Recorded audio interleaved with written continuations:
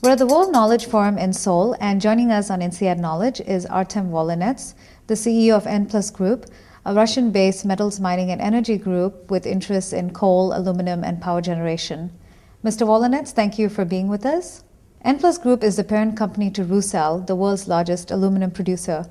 Where is demand for aluminum coming from these days, and to what extent have your orders been affected by the situations in Europe and the US? Well, the key driver for aluminum, as well as for many other commodities, is China, which continues to consume about 40% of global aluminum production.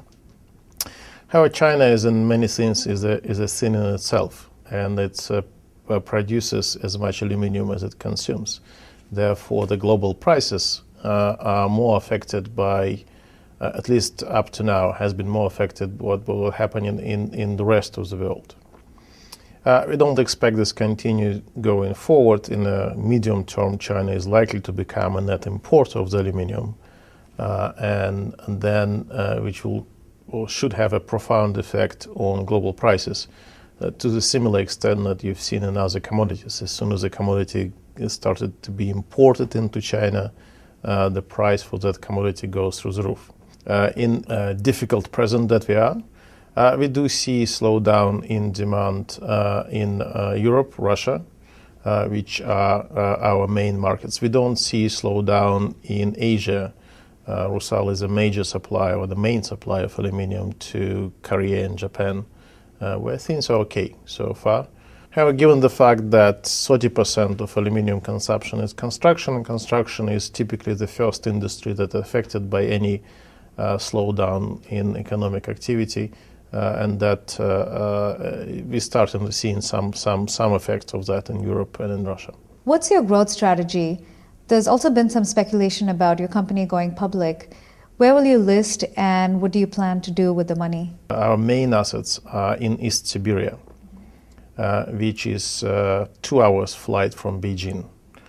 We believe that our key components and assets in mining, metals, and energy are positioned for supplying China and broader Southeast Asia with resources.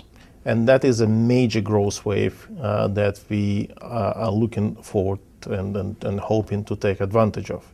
In order to be able to take advantage of this Asian demand and the resources that we have in Siberia, which are very close to each other, one needs to invest in infrastructure to build that bridge in power lines, in railroads, in automotive roads, in people, those who will be able to develop the mines, build the smelters, build the power stations in Russia. For all of that, essentially, it's investment in human and physical infrastructure. Long story short, yes, we will take the group public to the IPO. We are seriously considering Asian stock exchanges for that. Hong Kong is our second home. I spend every third week in Beijing and Hong Kong. But that decision is not there yet. Rusal had a tough time in 2008, running into debt troubles. There is fear of another crisis. How will you cope this time around? We see that there may be slowdown in economic activity. This time we are prepared. We know exactly what to do. We're in a much stronger position than we've been in the past. Rusal just in September, a few weeks ago, completed complete refinancing of its debt portfolio. It is generating healthy cash flows, so it's prepared as ever. Not only the company is in a different position, but also the management knows exactly what needs to be done in times of the crisis, how to cut costs, how to restructure, which projects to put on hold. There's always a plan B, right? And that is being reviewed, understood, and ready to act on. Rusal has a case pending in the Ukraine about returning a 68% stake in an aluminum smelter to the government. How do you overcome these sorts of issues that tend to come up in resource-rich but still poor and immature countries? The resource industry is cyclical. We go through the boom to bust.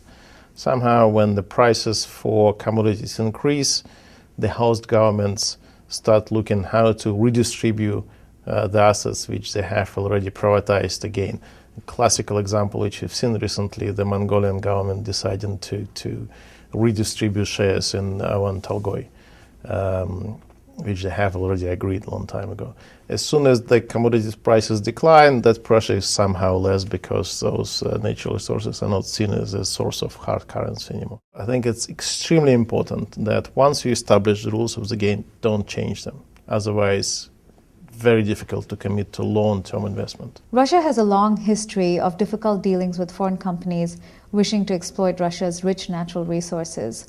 How have things changed today? Joint development, which results in infrastructure being developed, results in human capital being developed, results in taxes being collected in the host country, is it something that is very much welcome in Russia or any other country in the world. A classical example for that is Canada, which welcomes foreign investment, at the same time has managed to develop its infrastructure, its people, its level of living, etc.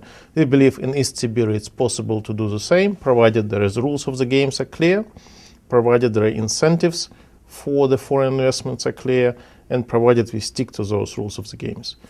Given economic and political environment in today's Russia, I believe all three ingredients are in place. Companies that have not invested in Russia are likely afraid to.